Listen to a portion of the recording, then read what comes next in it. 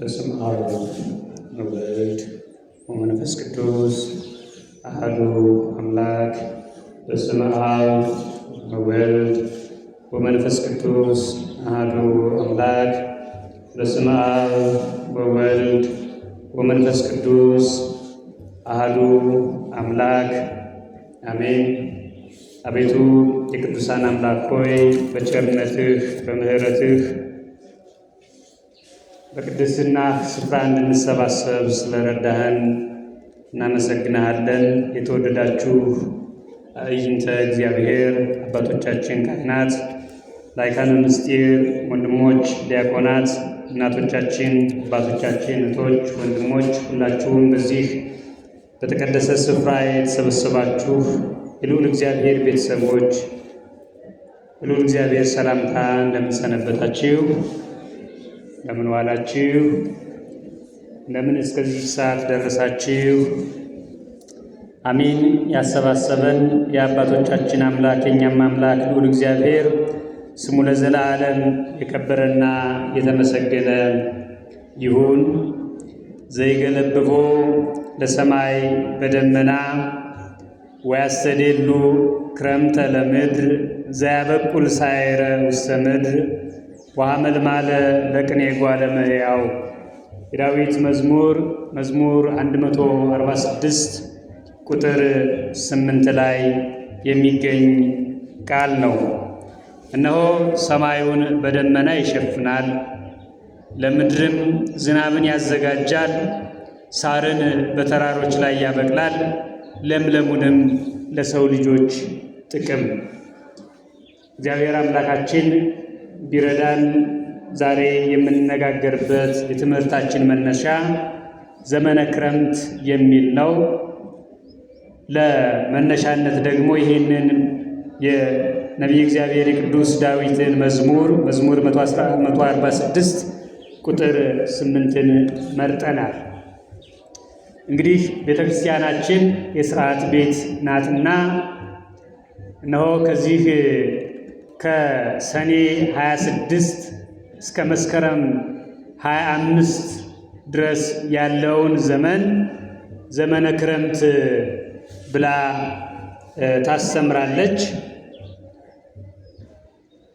ስለዚህ ዘመነ ክረምቱ ዛሬ በዓተ ክረምት ይባላል። ዛሬ እንግዲህ ስለመሸ ዛሬና ነገን ጨምሮ በዓተ ክረምት ተብሎ የመጀመሪያው የክረምት ዕለት መጀመሪያ ነው ማለት ነው። ስለዚህ እሱን ምክንያት በማድረግ ስለ ዘመነ ክረምት ምንነት እግዚአብሔር በረዳን መጠን እንማማራለን ማለት ነው። ስለዚህ እግዚአብሔር አምላካችን በመካከላችን ተገኝቶ የራቀውን አቅርቦ የረቀቀውን አጉልቶ ምስጢሩን ገልጦ እኔንም እናንተንም እንዲያስተምረን ቅዱስ ፈቃዱ ይሁንልን።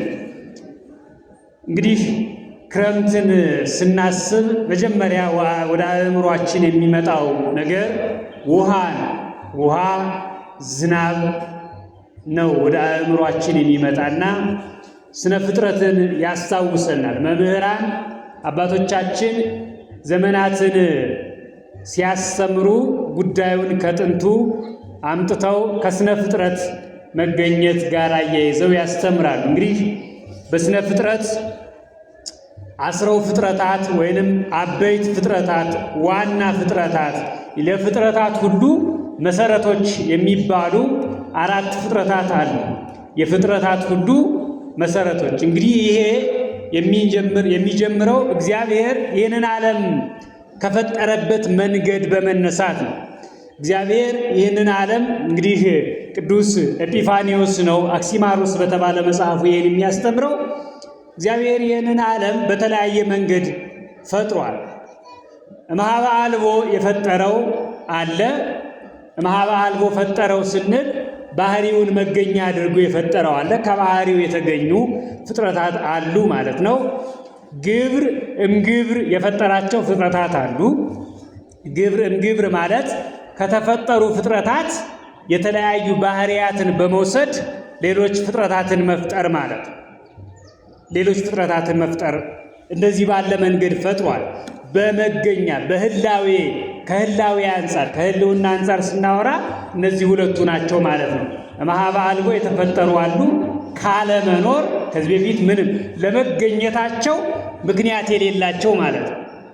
ያ ምክንያት የሌላቸው የምንለው አስረጅ ያልተገኘለት ባህሪው ጥልቅ የማይመረመር ስለሆነ አልቦ የሚለው ባህሪውን ነው፣ የእግዚአብሔር ባህሪውን ነው። ስለዚህ ከባህሪው የተገኙ ፍጥረታት አሉ። እነዚህ ከባህሪው የተገኙት ፍጥረታት 10 ፍጥረታት የሚባሉ ናቸው። 4ቱ የፍጥረታት ሁሉ መሰረቶች 4 ናቸው። አንደኛው ነፋስ ነው፣ ሁለተኛው እሳት ነው፣ ሶስተኛው ውሃ ነው፣ 4ተኛው መሬት ነው። ለእነዚህ መገኘት ምክንያት የሆነ የለም። እነዚህ ግን ለሌሎች ፍጥረታት መገኘት ምክንያት ናቸው። ስለዚህ እነዚህ ከእግዚአብሔር ከባህሪው የተገኙ ናቸው ማለት 4 ፍጥረታት ነፋስ፣ እሳት፣ ውሃና መሬት። እግዚአብሔር እነዚህን መጀመሪያ ካስገኘ በኋላ ከዚህ በኋላ የተፈጠሩት ፍጥረታት ሁሉ ከነዚህ እየተቀዱ የአንዱን ባህሪ ከአንዱ በመቀነስ የአንዱን ባህሪ ከአንዱ በመጨመር እግዚአብሔር ባወቀ ሌሎችን ፍጥረታት ፈጥሯል ማለት ነው። ሌሎችን ፍጥረታት ፈጥሯል። ስለዚህ 10 ፍጥረታት ይባላሉ። እነዚህ 4 ወይንም 10 መነሻዎች፣ ስሮች፣ ዋነኞች ምክንያቶች ለሌሎች ፍጥረታት መገኘት ምክንያቶች የሆኑ ናቸው ማለት ምክንያቶች የሆኑ ናቸው። ስነ ፍጥረትን ስናስተምር ወይንም ስነ ፍጥረትን ስንናገር እነዚህ 4ቱ ባህሪያት በፍጥረታት ሁሉ በሰማያት 7ቱን ሰማያት ፈጥሯል እግዚአብሔር። ከዚያ በኋላ ብርሃንን ፈጥሯል። ከዚያ በኋላ ጨለማን ፈጥሯል። ከዚያ በኋላ እጽዋት አዝርዕትን ፈጥሯል። እነዚህ ሁሉ ሲሆኑ ለነዚህ ሁሉ መገኛ ለነዚህ ሁሉ ፍጥረታት ወይም ለ22ቱ ስነ ፍጥረት መገኛ የሆኑት እነዚህ 4ቱ 10 ናቸው ማለት 4ቱ አበይት ፍጥረታት ናቸው ማለት ከነዚህ አገናኝቶ ከነዚህ ደምሮ ቀንሶ ግብር ያልነው ከተፈጠሩት የተፈጠሩ ያልናቸው ሌሎቹ ፍጥረታት ከዚያ በኋላ የተገኙ ናቸው ማለት ከዚያ በኋላ የተገኙ ናቸው። ስለዚህ እነዚህ ለሰው ልጆች ሰውንም ሲፈጥረው ከነዚህ ባህሪያት አንስቶ እንደፈጠረው ይናገራል። ከመለኮታዊ ባህሪው 3ቱን ባህሪያት ሰጥቶ እንዲሁም ደግሞ ለስጋዊ ባህሪያችን ደግሞ እነዚህን 4 ባህሪያት 4 ፍጥረታት ምክንያት አድርጎ ሰው ከ7 ባህሪያት የተገኘ ፍጡር ነው እንላለን። ከመለኮታዊ ባህሪ ወይንም ደግሞ 3 የነፍስ ባህሪያትን ለባዊነትን ልብ አደረገ፣ አሰብ፣ አስተዋለ ማለት ነው። ማስተዋልን ልብ ማድረግን፣ ለባዊነትን፣ ነባቢነትን ነበበ ተናገረ ነው መናገር መቻልን፣ ሕያውነትን ሕያው መኖር የሚቻለው በእስትንፋስ ነውና እስትንፋስን እነዚህን 3ቱን ባህሪያት ባህሪያተ ነፍስ ብሎ ደግሞ 4ቱን ባህሪያተ ሥጋ ደግሞ ንፋስን፣ እሳትን፣ ውሃንና መሬትን የመሬትን ባህሪያቱን ከመገኛቸው ከፍጥረታዊ ባህሪያቸው በመውሰድ የሰው ልጅ እንደፈጠረው መምህራን ያስተምራሉ ማለት ነው። ስለዚህ የሰው ልጅ በአጠቃላይ እድሜው እነዚህን ባህሪያት እያስተናገደ ወይንም ደግሞ ጥሩ ሰው የሚባለው መልካም ሰው የሚባለው በጎ ሰው የሚባለው እኒህ 4ቱ እርስ በርሳቸው የሚቃረኑ የሚጠፋፉ የሚመስሉ ፍጥረታት የተስማሙለት ነው። ለሰው ለእግዚአብሔር የተመቸ ሰው የሚባለው እነዚህ 4ቱ ባህሪያት የተስማሙለት ነው ማለት ነው። ያለዛ አንዱ ባህሪ ሲያይል አንዱ ባህሪ መጠኑ ሲጨምር የማይመች ሰው ይሆናል ማለት ነው። በቤታችን እንደምናዘጋጀው ነገር ነው። ለምሳሌ እናቶቻችን እንጀራ ብታዘጋጁ ወይንም ወጥ ብንሰራ ሁላችን አንዱን የምንጨምረውን ነገር ውሃውን ሊሆን ይችላል። ደግሞ ሽሮ ከሆነ የምንሰራው ወይ ሽሮውን ይሆናል ወይ ጨውን ይሆናል።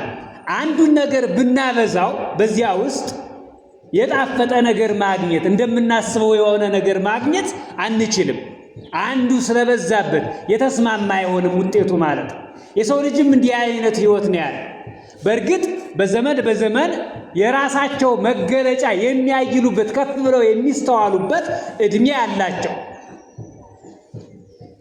70 ክራማቱ ለሰብ ይላል። የሰው ዘመኑ 70 ነው። ለመበዛ 80 ከሰማይ ደግሞ በጣም በዛ ቢባል 80 ድረስ ይሄዳል አንድ ሰው። ከዚያ ውጭ ያለ ግን ለድካም ጻይር ድካም ያለበት ያልተመቸ ህይወት ነው የሚኖረው። ስለዚህ 70ውን ወይንም 80ውን ይዞ ከ1 እስከ 20 ያለውን በሰዎች ህይወት ከ1 እስከ 20 እድሜ ባላቸው ሰዎች ውስጥ ነፋሳዊ ባህሪ ያይልና ብር ማለት ተረጋግቶ ያለ መቀመጥ ወዲያ ወዲያ የማለት ያለ ማስተዋል በልጅነት እድሜ የሚታይ መቸኮል የነፋሳዊ ባህሪ መብዛት ማሳያ ነው ብለው ያስተምራሉ ማለት።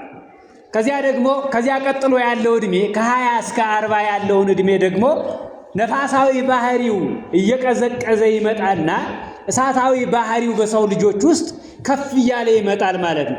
ከሶስቱም አሉ፣ ሌሎቹም ሁሉም አሉ፣ ግን እሳታዊነቱ ይበዛል። ወጣቶች ችኩሎች፣ ወጣቶች ቁጦች፣ ወጣቶች እንዲህ አይነት እሳትነት ያለበት ህይወት የሚመሩበት ጊዜ ይሆንና ጉልምስና እስከ ወጣትነት ያለው እስከ ጉልምስና መዳረሻ ያለው እድሜ ደግሞ እሳታዊ ባህሪ ጎልቶ የሚታይበት በሰው ልጆች ህይወት ውስጥ ሰፊው ወይንም ደግሞ ከእግዚአብሔር ጋር መጣላት የሚሰራበት ወይንም እግዚአብሔርን የምናስቀይምበት እድሜያችን የሚባለው ይሄኛው እድሜ ነው። ደግሞ በተቃራኒው ደግሞ ብዙዎች ቅዱሳን ይህንን ዘመናቸውን መቆጣጠር የቻሉ ሰዎች ለቅድስና ማዕረግ የሚበቁበት እድሜም ደግሞ ይሄኛው እድሜ ነው። ከ20 እስከ 40 ያለው እድሜ ማለት ነው። ያን እሳታዊነቱን መቆጣጠር መግታት ከተቻለ ከሰው ከእግዚአብሔር ጋር ተስማምቶ መኖር የሚቻልበት እንደገና ደግሞ እግዚአብሔርን ማስደሰት የሚቻልባቸውን ስራዎች የምንሰራበት እድሜም ጭምር ነው። በተቃራኒው ሲሆን ደግሞ ብዙ ኃጢአት የሚሰራበት እድሜ ይሆናል ማለት ነው። ይሄ እሳታዊ ባህሪ የሚያይልበት እድሜ ነው ማለት ነው። ሌላው ሶስተኛው የውሃ ዘመን ነው። የውሃ ባህሪ የሚስተዋልበት ከእሳትነት ወደ መቀዝቀዝ ወደ መረጋጋት ጉልምስና እድሜ የሚመጣበት እድሜ ነው። እስከ 60 ከ40 እስከ 60 ያለው እድሜ ውስጥ በሰው ልጆች ውስጥ የውሃ ባህሪ ገኖ ይታያል። መረጋጋት፣ ማስተዋል፣ ኃላፊነት መውሰድ፣ መታመን እንዲህ ያሉ ነገሮች ይመጣሉ በሰው ልጆች ህይወት ውስጥ ማለት ነው። ስለዚህ ያ እድሜያችን ውሃ ባህሪ የሚስተዋሉበት ነው ማለት ለመበዛ 80 ከዚያ በኋላ ከ80 ከበዛ በኋላ ግን ለድካም ነው ያለው እንዲፈጸም ከ60 ጀምሮ ሰው ከመረጋጋት አልፎ መድከም፣ ደግፉኝ ማለት፣ መታመም ከዚያ የመሬትነት መሬት ሁሉን ቻይነት ባህሪ አለ። ከ60 በኋላ እድሜ ያለው ሰው ሁሉን ቻይነት ሽምግልና የሚባለው ሐሳብ በራሱ የሚመጣ ከዚህ በኋላ ሽምግልና የሚባለው ተናግሮ ማስማማት የሚችልበት ማስታረቅ የሚችል መሰማት የሚችል መደመጥ የሚችል ሰው ከዚህ እድሜ በኋላ ያለ ይሄ የተረጋጋ የሚባል ሰው ከዚህ በኋላ እድሜ ያለው ነው ማለት ነው። ከዚህ በኋላ እድሜ ያለው ስለዚህ እንዲህ አይነት ባህሪያት እነዚህ አራቱ ባህሪያት በህይወታችን በተለያየ መልክ እየተገለጡ ሰውነታችንን እኛነታችንን ተፈጥሯችንን ያሳውቃሉ ይገልጣሉ ማለት። ስለዚህ በስነ ፍጥረት ያለው ይሄ ባህሪ ደግሞ በዘመናትም እንዲሁ ደግሞ ይገለጣል ማለት ነው። በዘመናትም ይገለጣል። በዘመናት ይሄ አሁን ዛሬ ልንነጋገርበት ያሰብነው ዘመነ ክረምት ይባላል። ዘመነ ክረምት ከዚህ ከሰኔ 26 እስከ መስከረም 25 ድረስ ያለው ዘመነ ክረምት እየተባለ ይጠራል ማለት ነው። ዘመነ ክረምት ይባላል። በዚህም ውሃ ይሰለጥናል ማለት ነው። ከላይ ውሃ ከታች ውሃ ይሆንና ውሃ በብዛት ይሰለጥናል። መሬት እፈርስ የምትልበት ዘመን ውሃው ይበዛና መሬት የምትደክምበት የምትላላበት ዘመን ሆኖ እናገኘዋለን ማለት ነው። ስለዚህ ይሄ ዘመነ ክረምት ይባላል። ከዚህ ቀጥሎ የሚመጣው ዘመነ መጸው ነው ወይንም መከር የምንለው ነው። መጸው መከር የምንለው ነው። ይሄ በዚህ ዘመን ነፋስ ይሰለጥናል። ከመስከረም 26 እስከ ታኅሳስ 25 ድረስ ባለው ነፋስ ይሰለጥናል። ለመግቦቱ ነፋስ ነው። ነፋስ ይበረታበታል ማለት ነው። ከዚያ ቀጥሎ ሐጋይ የምንለው ነው። ወርሃ በጋ የምንለው ነው። ይሄም ደግሞ ከታኅሳስ 26 ድረስ እስከ መጋቢት 25 ድረስ ነው። በዚህ ዘመን ደግሞ እሳት ይሰለጥናል። ዋዕይ ሙቀት ይበረታል። ፀሐይ ትበረታለች። ስለዚህ በዚህ ዘመን ደግሞ ፀሐይ ወይንም ሙቀት እሳት ይበረታል ማለት ነው። የራሱ መግቦት የራሱ ምክንያት አለው። አራተኛው ደግሞ ዘመነ ጸደይ የሚባለው ከመጋቢት 26 እስከ ሰኔ 25 ነው። በልግ ይባላል። መሬት ነው። እነዚህ ምክንያቶች አሉት። ለምሳሌ በክረምት ውሃ እንዲሰለጥን መሬት በሙሉ ውሃ ትይዛለች። በላይ በሰማይ ውሃ ይወርዳል፣ በታች በምድር ውሃ ይወርዳል። ምንጮች ይጎለብታሉ፣ ከወትሮ የተለየ ምንጮች ይፈልቃሉ። ወንዞች ከወትሮ የተለየ ውሃን ይይዛሉ፣ ይሞላሉ፣ ከአፍ እስከ ደገደፋቸው ይሞላሉ። አንዳንዴም ከዚያም ተርፈው ይሞላሉ፣ ይፈሳሉ። ስለዚህ ውሃ ሁሉን ነገር ያሸንፋል። ውሃ ሁሉን ነገር አሸንፎ የምናይበት ነው። ከዚህ በፊት በነበረው በዘመነ በልግ ወይም በዘመነ ጸደይ የምንለው ደግሞ መሬት ትበረታለች። መሬት ለመበርታቷ ማሳያ የሆነ ማሳያው ምንድነው? ለምሳሌ አይታችሁ ከሆነ ሽንኩርት በቤታችን እንኳን ሽንኩርት፣ ድንች ዝም ብለን ካስቀመጥንበት በቅሎ የምናገኝበት ጊዜ አለ አይደል? በቅሎ የምናገኝበት ይበቅላል፣ ቶሎ ይበቅላል። እንዲያውም ደግሞ እነዚህን አዝርዕት የተለያዩ አዝርዕት መሬት ላይ ቢወድቁ ቶሎ የሚበቅሉበት መሬት ኃይል የምታገኝበት ብርታት የምታገኝበት ዘመን ነው ማለት ነው። ቶሎ ስር መስደድ የሚችሉበት ዘመን ነው። ከዚያ በፊት የነበረው የበጋ ወቅት ያኔ በክረምቱ ውሃ በበጋው በዚህ በመጸው ነፋስ የተለያየ ባህሪ ስታስተናግድ የቆየችው መሬት መድረቅ የምትጀምርበት ፀሐዩ ዋዕዩ የሚበረታበት ጊዜ ነው። በዚህ ጊዜ እጽዋት ይደርቃሉ። በዚህ ጊዜ ለምለም ከምድረ ገጽ ይጠፋል። የተለየ ምክንያት ካልኖረው በቀር በዚህ ጊዜ ሳሮች ይደርቃሉ፣ እጽዋት ይደርቃሉ። ውሃ እጥረት ይፈጠራል ማለት ነው። ውሃ እጥረት ይፈጠራል። ምክንያቱም ምን ስለሆነ ፀሐይ ወይንም እሳት ባህሪው ጎልቶ በርትቶ የሚታይበት ዘመን ስለሆነ ማለት ነው። እንዲሁ ደግሞ በዚያኛው ወቅት በጸደይ በምንለው ዘመነ መጸው በምንለው ወቅት ደግሞ ንፋስ ይበረታል። በክረምት ልምላሜ ፍሬን ማግኘት የጀመሩ እጽዋት አዝርዕት መጠንከር፣ መበርታት፣ ፍሬያቸው መድረቅ፣ ለመከር መዘጋጀት የሚጀምሩበት ነው ማለት ነው። ለመከር የሚዘጋጁበት ጊዜ ነው። ንፋስ ከሌለ የዘሩት በቅሎ ማጨድ አይቻልም። ንፋስ ከሌለ ለምሳሌ ክረምቱ እስከ ታኅሳስ ድረስ ቢቀጥል እስከ ታኅሳስ ድረስ ዝናብ ቢሆን ገበሬ አጭዶ መውቃት፣ መከመር፣ ወደ ጎተራው ማስገባት አይችልም። ያን ለማድረግ ያ በክረምት የለመለመው ተክል ምን ማድረግ አለበት? በመስከረም፣ በጥቅምት፣ በህዳር ነፋስ መድረቅ መዘጋጀት አለበት። ስለዚህ እግዚአብሔር ባወቀ እርስ በርሳቸው የሚመጋገቡ ለምሳሌ ዘመነ ሐጋይ ባይኖር በልጉ ማብለግ ወይንም ደግሞ የዘሩበትን ማብቀል አይችልም። አንዳንዴ ታስታውሳላችሁ፣ በገጠር አይታችሁ ከሆነ አርሶ አደሮች ወይንም የሚያመርቱ ሰዎች ሆን ብለው ያቃጥሉታል፣ አካባቢውን መሬቱን ያቃጥሉታል። ለምንድን ነው? መሬት እሳት ትፈልጋለች በተፈጥሯ። ያኔ በክረምት ብዙ ውሃ እንደተቀበለች ሁሉ ደግሞ ያን ብዙ ውሃ የተቀበለችውን አቅሟን ለመቀነስ የውሃነት አቅሟን ለመቀነስ ያቃጥሉታል፣ መሬቱን ያቃጥሉታል፣ እጽዋቱን ያቃጥሉታል በምንጣሩ። ያንን ያደርጉና ሲያርሱት በዚያ ላይ ደግሞ የበልግ ዝናብ ሲያገኝ ቶሎ የሚያበቅል ይሆናል ማለት ነው። ስለዚህ እግዚአብሔር ይህንን ባወቀ ለማስማማት ዘመናቱን እያፈራረቀ ያመጣል ማለት ነው። ስለዚህ ዘመነ ክረምት በዓቱ እነሆ ሆኗል ማለት ነው። አሁን ይሄንን መነሻ ሐሳብ ከነገርኳችሁ ዘመነ ክረምት ምንድነው? ክረምት በእኛ ሕይወት ውስጥ ተስፋው ምንድነው? ምን ይዞ ነው የሚመጣው? ምሳሌነቱ ምንድነው? እነዚህን ነጥቦች ጥቂት አንስተን ትምህርታችንን እንጨርሳለን ማለት ነው። ዘመነ ክረምት ከርመ፣ ከረመ፣ ከራሜ፣ ክራማት ዘመንን የሚገልጽ ነው። ለምሳሌ 70 ክራማቱ ለሰብ የሰው ዕድሜው የሰው ዓመቱ ሊሆን ይችላል። ስለዚህ ክራማት ስንል ክረምቶች ማለት ነው፣ ወይንም ዓመትን የሚገልጽ ነው። በ30 ክረምት በዮርዳኖስ ተጠምቀ እንላለን ለጌታችን። ምን ማለታችን ነው?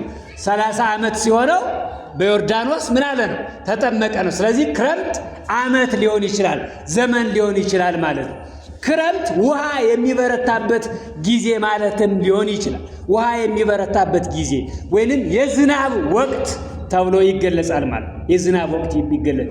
ክረምት የልምላሜ ዘመንም ነው። የልምላሜ ዘመንም ነው። ለዚህ ነው ቅድም ያነሳነው የዳዊት መዝሙር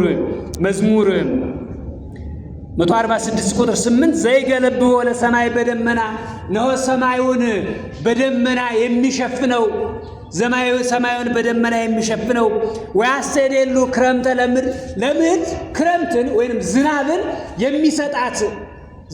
የሚሰጣት ዘያስተደሉ ክረምተ ለምድር ብሎ ሲፈታው ግን ምን ብሎ ይፈታዋል? ለምድር ዝናብን የሚሰጣት ይላል። ስለዚህ ክረምት ምን ሆኖ ይፈታል ማለት ነው? ዝናብ ያለበት ወቅት፣ ዝናብ የበረታበት ወቅት ሆኖ ይፈታል ማለት ነው። በዚህም ደግሞ ወቅት ዘያበቁል ሳይረ ውስተ አድባር በተራሮች በሜዳ በሸንተረሩ ሳርን፣ እጽዋትን፣ አትክልትን፣ አዝርዕትን ያኔ በዕለተ ሰሉስ በመጀመሪያዋ በቀዳሚት ዕለተ ሰሉስ ለታብቁል ምድር ብሎ በአዘዛት መሰረት ቃል ኪዳኑን ሳይሽር ቃል ኪዳኑን ጠብቆ ከዚያን ጊዜ ጀምሮ እጽዋት አዝርዕት ይበቅላሉ ማለት ነው። ይህንን አይቶ ሰለሞን ጥቀ ኢለብሰ ከማአሐዱ እምሉ ሰለሞንስ ከነዚህ ከአንዳቸው እንኳን በዘመኑ እንዲህ ያለውን ማሸብረቅ እንዲህ ያለውን ሀብት አላገኘውም። ምክንያቱም ምድር እስመ ተሰርገወት ምድር በስነ ጽጌያት ምድር በእጽዋት በልምላሜ አብባ አሸብርቃ አረንጓዴ ለብሳ የምትታይበት ወቅት ስለሆነ ምንም እንኳን ለሰለሞን እሱ ከጸጋዎች ጸጋ ከሀብታት ሁሉ ሀብትን ያገኘ ብንለውም ኢለብሰ ጥቀ እምሉ ከነሱ ግን አንዱንስ እንኳን እነዚህ ተራሮቹ ሜዳው ሸንተረሩ ከለበሰው አረንጓዴ እንደዛ ያለ ልምላሜን አንዱስ እንኳን አላገኘውም። ለምን? ይሄንን ያደረገው እግዚአብሔር ስለሆነ፣ ይሄን ያደረገው እግዚአብሔር አምላክ ስለሆነ ኢለብሰ ተብሎ በሀብት በዚህ ምድር ሀብት ጸንቶ የሚነገርለት በርትቶ የሚነገርለት እንደሱ እንኳን አልተገኘለትም የሚባልለት ሰለሞን ነው። እሱ እንኳን አላገኘውም ይሄንን ልምላሜ፣ ይሄንን አይነት ጸጋ መልበስ ሰለሞን እንኳን አላገኘውም የተባለው እግዚአብሔር በወርሃ ክረምት ምድሩን፣ ተራራውን፣ ሸንተረሩን በልምላሜ ስላለበሰው ነው። ስለዚህ ነው ዘያበቁል ሳይረ ውስተ አድባር ወሐመልሚል ለቅኔ ጓለማያው ሐመልማልን እጽዋትን አዝርዕትን ልምላሜ ለሰው ልጆች ጥቅም ሲል እግዚአብሔር አደረገ። ይሄ ሁሉ ስለዚህ የዘመናት መለዋወጥ ለሰው ልጆች ረብ ጥቅም ስላለው ስለዚህ እግዚአብሔር ክረምቱን በወቅቱ በጋውን በወቅቱ የሚያመጣው በዚህ በኦሪት ዘፍጥረት ምዕራፍ 8 ቁጥር 22 ላይ ታስታውሱ ከሆነ በኖህ ዘመን መከራ መጥቶ ነበር። ወይንም ዘመን ወቅቱን ጠብቆ ያልሆነ ነገር ማለት ነው። መቅሰፍቱ የእግዚአብሔር መቅሰፍት ነው። ሁኔታው ግን ያን በማድረጉ ምክንያት ለ40 ቀን ያክል ያለምንም ማቋረጥ ዝናብ በመዝነቡ ምክንያት ከምድር ያለ ነገር በሙሉ ጠፍቶ ነበር። ይሄ በሰው ልጆች ኃጢአት ምክንያት ነው። አጠቃላይ ፍጥረት በምድር ላይ የሚገኝ ፍጥረት ሁሉ እንዲጠፋ የተደረገው እግዚአብሔር ነገሩ አልፎ ያ 40 ዘመን የውሃ ዘመን አልፎ ኖህ ትውልዱን አትርፎ ፍጥረታትን አትርፎ ከወጣ በኋላ እግዚአብሔር እንዲህ ብሏል፣ በምድር ዘመን ሁሉ መዝራትና ማጨድ፣ ብርድና ሙቀት፣ በጋና ክረምት፣ ቀንና ሌሊት አይቋረጡም ከዚህ በኋላ ብሎ ቃል ኪዳን ለኖህ ሰጠው። ከዚህ በኋላ አይቋረጥም። ለምንድን ነው ከዚህ በኋላ ያለው? በመቋረጣቸው ምክንያት ፍጥረታት በሙሉ ጠፍተው ስለነበረ ለተረፈ ዓለም 8 ሰዎች እና ደግሞ ከየፍጥረታቱ 2 ሆነው በመርከብ ቢገኙም ሁሉም ፍጥረታት ጠፍተው ነበረ። ይሄ የሆነው በሰው ልጆች ምክንያት ስለሆነ ከዚህ በኋላ በሰው ኃጢአት ምክንያት በሰው በደል ምክንያት እንዲህ ያለውን ነገር አላደርግም ብሎ እግዚአብሔር ለኖህ ቃል ኪዳንን ሰጠው ማለት ቃል ኪዳንን ሰጠው። ስለዚህ ምልክት አለ። ዛሬ ክረምት ሲደርስ ቀስተ ደመናን በላይ እናያለን።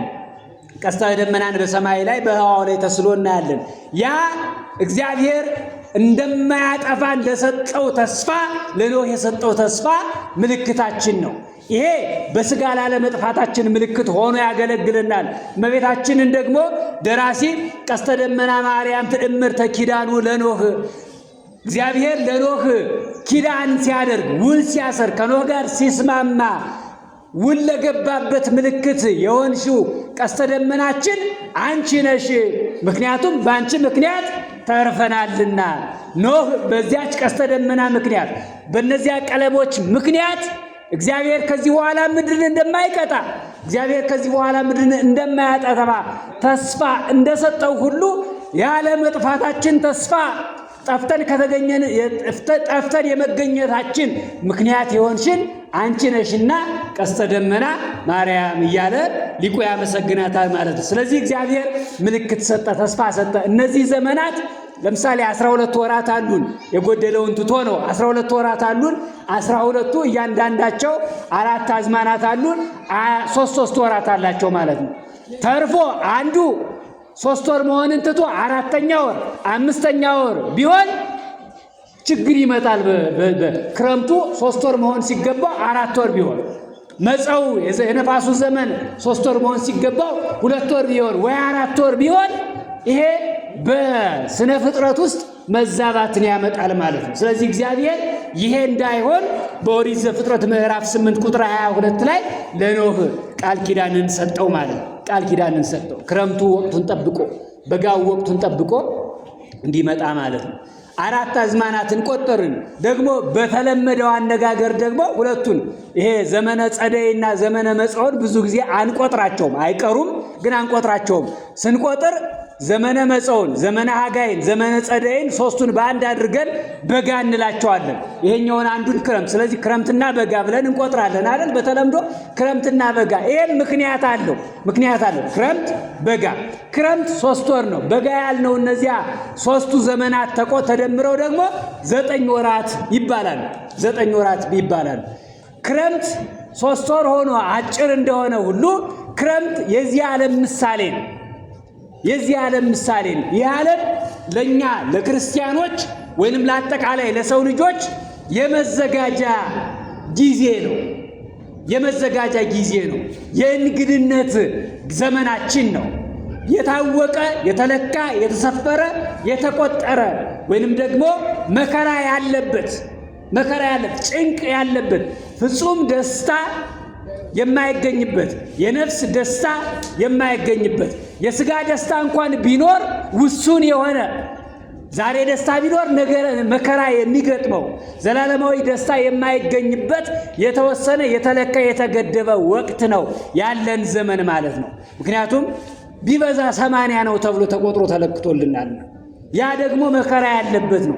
ምንም እንኳን ያ መከራ የዓለም መከራን የሚያመጣ የዚህን ዓለም መከራ ደግሞ ክርስቶስ ድል ነስቶ አሸንፎ አሳይቶን እኛ ልንፈራው ልንሰጋው እንደማይገባ እንደምናሸንፈው ቢነግረንም ዘመኑ ግን አይለወጥም። የመከራ ዘመን ነው። ዘመኑ አይለወጥም። አጭር ዘመን ነው። ዘመኑ አይለወጥም። የሚያልቅ ዘመን ነው። ስለዚህ ክረምት የዚህ ዘመን የኛ ሕይወት ምሳሌ ናት ማለት ነው። ስለዚህ በዚህ ወቅት ክርስቲያኖች የሰው ልጆች እየተዘጋጁ እንዲኖሩ ተነግሯቸዋል። የዝግጅት ጊዜ ነው። ያኛው ዘመን ረጅም እንደሆነ ሁሉ በጋው የሚባለው ወቅት ረጅም እንደሆነ ሁሉ ዘላለማዊ ሕይወትን የምናገኝበት ዘመን የሚመጣው ዘመን አረፍተ ዘመን ከገደበን በኋላ የሚመጣው ዘመን በትንሣኤ ዘጉባኤ የምናገኘው ዘመን ረጅም ነው። ሁልቆ የለውም። ከዚህ እስከዚህ ያክላል አይባልም። በዚያ ዘመን ደስታ የምናገኝ ከሆነ ደስታው የማያልቅ ደስታ ነው። የማይፈጸም ደስታ ነው። ሐዘን የሌለበት ደስታ ነው። ድካም የሌለበት ደስታ ነው። በዚያ ዘመን መከራ የሚገጥመን ከሆነም ደግሞ እንደዚሁ ነው። መከራው ማብቂያ የሌለው ነው። ስቃዩ ማብቂያ የሌለው ነው። ድካሙ ማብቂያ የሌለው ነው። እረፍት የሚባል የሌለበት ነው። ስለዚህ በዚያ ዘመን በሚመጣው ዘመን በጋ በተባለው ዘመን ደስታን እንድናገኝ አሁን ክረምት በተባለችው በዝግጅት ወቅት ራሳችንን ማዘጋጀት ያስፈልጋል። ማለት የደስታው ተካፋዮች የሚያደርጉንን ነገሮች ይሄ በዚህ ዘመን ገበሬ ስሙ ተደጋጋሚ ይነሳል አይደል? የዘር ወቅት የዝግጅት ወቅት ስለሆነ ነው። በዚህ ወቅት ዘሩን ያልዘራ ሰው ከምበላው ይቅርብኝ ልዝራው ብሎ ያልዘራ ሰው በኋላ በዘመነ መጸው ወይንም በመከር የሚሰበስበው ነገር አይኖርም። ወይንም ደግሞ ማጭድ ይዞ ጎተራውን አዘጋጅቶ ወደ ሜዳ ሊወጣ አይችልም። ምክንያቱም በክረምት መዝራት ባለበት ጊዜ በመከራ እያለቀሰ እያነባ በመከራ መዝራት በነበረበት ጊዜ ስላልዘራ ምርት በሚሰበሰብበት ጊዜ ሊሰበስብ አይችልም። እንደዚሁ ሁሉ እኛም በዚህ መከራ ባለበት በተባለ ዘመን ተግተን ካልዘራን፣ በጎነትን ካልዘራን፣ ፍቅርን ካልዘራን፣ ሕገ እግዚአብሔር መጠበቅን በሕይወታችን ካልዘራን መከር በተባለ ዘመን የምንሰበስበው ያቺ የምንሰበስባት ልንሰማት የምንበቃት የምንተጋት የምናስባት ተስፋ የምናደርጋት ቃል ንዑ አሃዌ ብሩካኑ ለአቡዬ የምትለዋን ቃል ለመስማት እንቸገራለን ወይንም አንሰማም ማለት ነው። በተቃራኒው ያኛውን እንሰማለን። ቡሩ ምኔ የሚል ቃልም ስላለ ስለዚህ ዛሬ ክረምት በተባለች 50 እንኑር 60 እንኑር 70 80 እንኑር በዚህ ዘመናችን ራሳችንን ለሕገ እግዚአብሔር አስገዝተን መኖርን መለማመድ ያስፈልጋል። ይሄ የዝግጅት ጊዜ ነው። ስለዚህ በዚህ ጊዜ እየተለማመድን በሰማይ የምንኖረውን ሕይወት ዛሬ እየተለማመድን ሕገ እግዚአብሔርን እየፈጸምን መኖር መቻል አለብን ማለት ነው። ስለዚህ የክረምት ሕይወት የሚያስተምረን ይሄንን የክረምት ሕይወት ስቃይ ያለበት ነው። የክረምት ሕይወት መከራ ያለበት ነው። እንደዚህ ይላል በዚህ በመዝሙረ ዳዊት መዝሙር 125 ላይ እለ ይዘርኡ በአንብ ወበሐሴት ያርሩ ይላል። እለ ይዘርኡ በአንብ እነሆ በለቅሶ በዋይታ በእንባ የሚዘሩ ወበሐሴት ያርሩ በደስታ ይሰበስባሉ። አዎ መዝራት መስራት ምግባር ትሩፋት መከራ ጭንቅ አለው። ዝም ብሎ አይደለም። በንዝህላልነት የምንፈጽመው ጉዳይ አይደለም። መትጋት፣ በሕግ መመራት፣ ራስን ማግዛት፣ ራስን መቆጠብ፣ አዎ ነፍሳችንን ስጋችንን ለነፍሳችን ማስገዛትን ይጠይቃል። እንዲህ ያለውን ነገር ነው እለ ይዘርኡ በአንብ በእንባ ሆነው የሚዘሩ ያላቸው። ታዲያ እንደዚህ የሚያደርጉ ሰዎች ወበሐሴት ያርሩ ደስ እያላቸው ይሰበስባሉ። አዝመራቸውን ይሸክፋሉ፣ ይሰበስባሉ፣ ይረሱታል። ምጡን እርሽው ልጁን አንሺው እንደተባለው ይሆናል። ምንም እንኳን ምጡ ጻዕር ያለበት ድካም ያለበት ሕመም ያለበት ቢሆንም ልጁን ሲያዩ ያ ምጥ ይረሳል። ስለዚህ በክረምት ያለው ጉስቁልና በዚህ ዓለም የሚደርስብን መከራ በኋላ በትንሣኤ ዘጉባኤ ከምናገኘው በክርስቶስ መምጣት ከምናገኘው ደስታ ማይወዳደር ነው። ስለዚህ ያኔ ወበሐሴት ያርሩ ያኔ ኑ አሃዌ ብሩካኑ ለአቡዬ እናንተ የአባቴ ብሩካን ኑ ዓለም ሳይፈጠር ወደ ተዘጋጀላችሁ ርስት ግቡ ውረሱ መባልን ሐሴት አለው። ያ ደስታ ነው። ያ ገደብ የሌለው ደስታ ነው። ፍጹም ደስታ የሚገኝበት። ስለዚህ የክረምት ወር የልምላሜ ወርም ጭምር ነው። በክረምት ቅድም እንዳልነው እጽዋት አዝርዕት ይለመልሙና ግን ፍሬ አይገኝባቸውም። ስለዚህ በክረምት ሽሽታችሁ በክረምትና በሰንበት አይሁን የተባለው አንደኛው ምክንያት ይሄ ነው። በክረምት ልምላሜ እንጂ ፍሬ እንደሌለ ሁሉ ክርስቲያኖች በክረምት ልምላሜ ብቻ እንዳይገኝብን ፍሬ ለማፍራት ልምላሜ ፍሬን ይቀድመዋል። እውነት ነው። ልምላሜ ፍሬ የሚኖረው ልምላሜ ካለ ነው። ስለዚህ ፍሬን ልምላሜ ስለሚቀድመው በክረምት ራሳችንን ማለምለም ያስፈልጋል። የክረምት መሬት የሚለመልመው የክረምትን ዝናብ አግኝቶ ጠጥቶ ነው። ስለዚህ ዝናም የተባለ ቃለ እግዚአብሔርን ዝናም የተባለ መምህረ ንስሐችንን ዝናብ የተባለ ሕገ እግዚአብሔርን እየተመገብን ቃለ እግዚአብሔርን እየተመገብን ከዚያ በመጸው የሚገኝ ፍሬን በመከር የሚገኝ ፍሬን በሕይወታችን ለማፍራት መዘጋጀት አለብን ማለት ራሳችንን የምናዘጋጅበት ነው።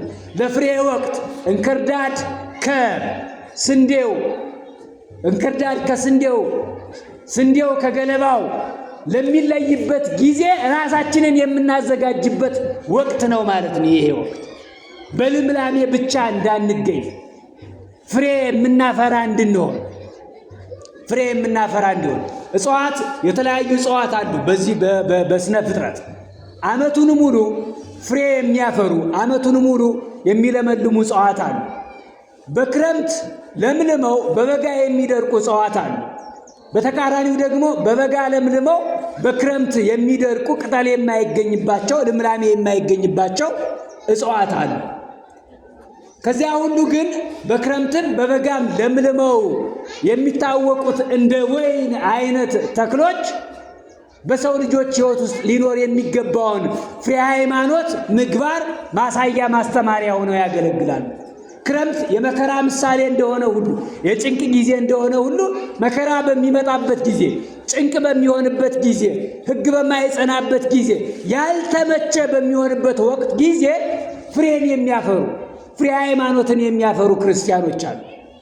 እንዲሁ ደግሞ ደስታ ተገኘ በሚባልበት ጊዜ ለሥጋ ድሎት የተመቸ ወቅት በመጣበት ጊዜ ደግሞ ሳይዘናጉ ራሳቸውን ከሃይማኖት ሳያርቁ የመጣው ነገር ሳያሳስታቸው በፍሬ ሃይማኖት ጸንተው የሚኖሩ ሰዎች አሉ።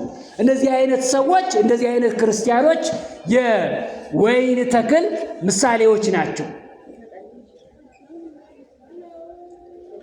በቀንም በሌሊትም ማፍራት የሚችሉ በክረምትም በበጋም ማፍራት የሚችሉ መልካም ነገር በመከራ ጊዜም በደግ ጊዜም ዘመኑ ሲከፋም ዘመኑ በጎ ሲሆንም ፍሬ አፍርተው ታምነው ለሰው ለእግዚአብሔር ታምነው የሚገኙ ክርስቲያኖች ምሳሌዎች ናቸው።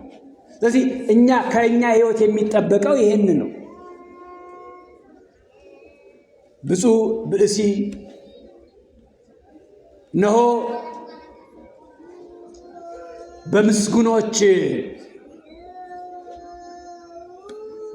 በዋዘኞች ወንበር የማይቀመጥ ምስጉን ነው ተብሎ በዚያም ፍሬን በቀንም በሌሊትም ፍሬን የሚያፈራ ይለዋል ቅዱስ ዳዊት። በቀንም በሌሊትም ፍሬን የሚያፈራ ነው። ለምን?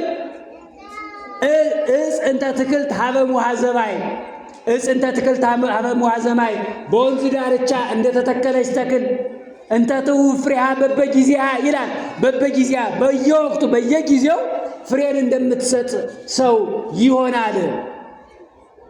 በዋዘኞች ወንበር በክፉዎች መንገድ ያልሄደ በዋዘኞች መንገድ ያልተቀመጠ ሕጉን በቀንም በሌሊትም የሚያነብ የሚያስተውል በቀንም በሌሊትም በሕጉ የሚመራ ሰው እሱ ሰው እጽ ከመ ዕፅ እንተ ትክልት ሀበ ሙሃ ዘማይ በወንዝ ዳርቻ እንደተተከለች ተክል ነው።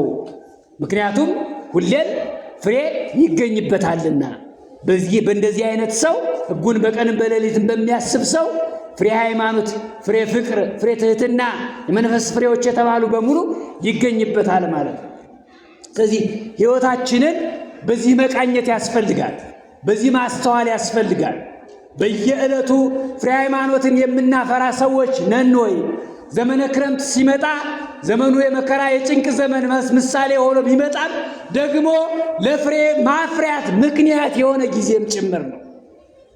በዚህ ወቅት መዝራት በመከራ ቢሆንም ግን ደግሞ በኋላ በደስታ በሐሴት ለማጨድ ለመሰብሰብ ምክንያት የሆነው ይሄ ነው።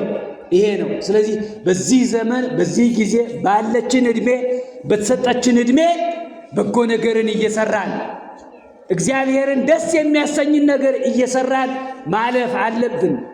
ዘመንን የሚያከፋው ዘመንን በጎ የሚያደርገው የኛ ማንነት እንጂ ዘመን በጥንተ ተፈጥሮ በጎም አይደለምም ክፉም አይደለም። ክፋትም በጎነትም በእኛ ሕይወት ባለ ልምምድ የሚወሰን ነው።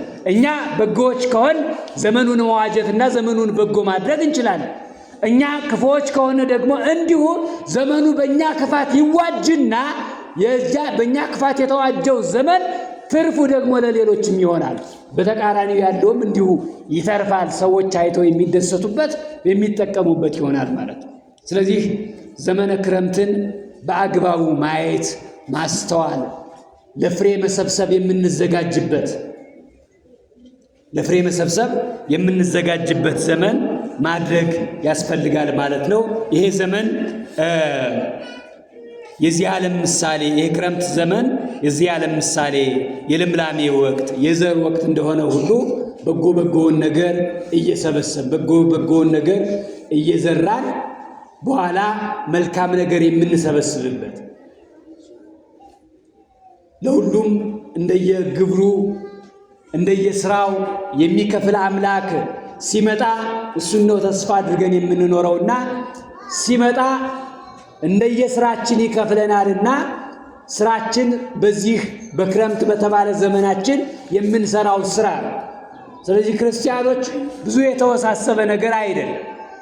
ሕግጋተ እግዚአብሔርን መፈጸም፣ ራስን በጾም በጸሎት ማትጋት፣ በዚህ ዓለም ነውና የምንኖረው ከሰዎች ጋር ከቅርብም ከሩቅም ከምናውቃቸውም ከማናውቃቸውም ሰዎች ጋር በሰላም መኖር፣ ለሁሉም በጎ ማድረግ፣ የተቻለልን ሁሉ እየሰራን መኖር ነው እንጂ እንደ መላእክት ክንፍ አውጥተን እንድንኖር እንደ መላእክት አይነት ሕይወት እንድንኖር አይደለም ከኛ የሚጠበቀው። እግዚአብሔር ሸክሙ ቀሊል ቀንበሩም ልዝብ ነው። ስለዚህ የምንችለው ነገር ነው የታዘዝነው፣ የማንችለውን ነገር አይደለም የታዘዝነው። ማድረግ የምንችለውን ነገር ነው። ክፉ አለመሆን፣ በጎ ነገር መትጋት፣ ሕገ እግዚአብሔርን መጠበቅ፣ በጸሎት መትጋት፣ በምክረ ካህን መኖር፣ ይሄ ቀላል ነገር ነው። ግን ከእግዚአብሔር ጋር የሚያኖረን ይሄንኑ ነው ማለት ይሄው ነው፣ ሌላ አይደለም። ሌላ ሰማይን ዝቅ እንድናደርግ ምድርን ከፍ እንድናደርግ አልተጠየቅንም። መጸለይ፣ በጎ መሆን፣ ትሑት መሆን፣ ለሁሉም ፍቅር ማሳየት የክርስቲያን ሕይወት የክርስቲያን መገለጫ የሚባለው ይሄ ነው። በየተሰማራንበት መስክ ታማኞች መሆን። ነጋዴዎች ከሆናችሁ ለንግዳችሁ መታመን፣ በመንግስት ሥራ በተለያየ በግል ሥራ ያላችሁ ከሆናችሁ ለተሰጣችሁ ኃላፊነት ታማኝ መሆን። ያ የመንግስት ሥራ ስለሆነ ቤተ ክርስቲያንን ወይንም ደግሞ እግዚአብሔርን አይመለከተውም አንልም። በዚያ የሾመን በዚያ ቦታ እንድንቀመጥ የረዳን እግዚአብሔር ስለሆነ ለዚያም ደግሞ ታምኖ ባለመቀመጣችን ስራችንን በታማኝነት ባለመስራታችን የቀጠረን የሚከፍለን አይደለም የሚጠይቀን። ያችን ወቅት ስንፋስ ሰጥቶ እንድንኖራት ያደረገን እግዚአብሔርም በዚያች ወቅት ባለመታመናችን ምክንያት ይቀጣናል ማለት ነው። ስለዚህ በየተሰማራንበት መስክ የታመን ሁነን እግዚአብሔር መምህራን ሁሌ የሚያስተምሩት አለ። እግዚአብሔር ረቂቅ ነው፣ እግዚአብሔር በአካል ከኛ ጋር ነው ያለው ይላሉ። እግዚአብሔር በአካል ከኛ ጋር አለ። ስለዚህ ለእግዚአብሔር ወሰን ድንበር የለውም። እግዚአብሔር በአካል ከኛ ጋር አለ ስንል ከኔ ጋር ከናንተ ጋር በሰማይ በምድር በቤታችን በጫካ በዱር በዚያ በዚህ አይወሰንም። እግዚአብሔር የትም ቦታ እግዚአብሔር ያለው በአካል ነው። እዚህ ቤተ መቅደስ ውስጥ እግዚአብሔር ያለ በአካል ነው። እዚያ አደባባዩ ላይ ያለው እግዚአብሔር በአካል ነው። ምንም እንኳን ይሄ ለአምልኮ የተለየ ስፍራ ቢሆንም እግዚአብሔር ግን እዚህም እዚያም ያለው በአካል ነው። የትም ቦታ ያለው በአካል። ስለዚህ በምንኖርበት በመውጣት በመውረዳችን ሁሉ በየትኛውም ስፍራ በምንሰራው ስራ ሁሉ እግዚአብሔር በአካል ተገኝቶ እንደሚያየን እያሰብን መኖር ያስፈልጋል።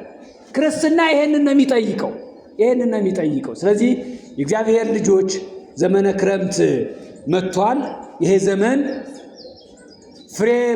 ምድር ፍሬ የምታፈራበት ዘመን፣ ለምድር ፍሬ ለማፍራቷ ምክንያት የሆነ ወቅት ስለሆነ እኛም በሕይወታችን ፍሬ ምግባርን አፍርተን መኖር የምንችልበትን እግዚአብሔር አምላክ በዚህ ዘመን እንዲሰጠን ቅዱስ ፈቃዱ ይሁንልን። ዘመነ ክረምቱን በመልካም አስፈጽሞ ደግሞ የፍሬ ዘመንን እንዲያመጣልን፣ በሕይወታችን የፍሬ ዘመንን፣ በኑሯችን የፍሬ ዘመንን፣ ለሀገራችን ሰላምን ሰጥቶ ፍሬ ፈርቶ የምንናፍቀው ፍሬ አፍርቶ ተስፋው ተፈጽሞልን የምናይበትን ጊዜ እንዲያመጣልን፣ ክረምቱን በሚገባ በልኩ ዝናማቱን አፍላጋቱን በልካቸው አድርጎ የተለያዩ ተገናኝተው የተጣሉ ታርቀው የምንገናኝበት ጊዜ እንዲመጣልን የእግዚአብሔር አምላካችን ቅዱስ ፈቃድ ይሁንልን። ዘይገለብቦ ለሰማይ በደመና ያስተማረን የመከረን የገሰጸን የአባቶቻችን አምላክ ስሙ የከበረና የተመሰገነ ይሁን። ይቆየን።